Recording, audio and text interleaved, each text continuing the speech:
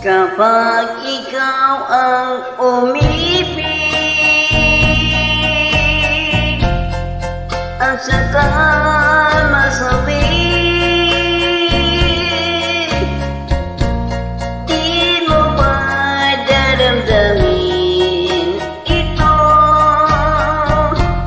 tulad ng pagdaramdam ko sa'yo? At kung ito ay siyang tunay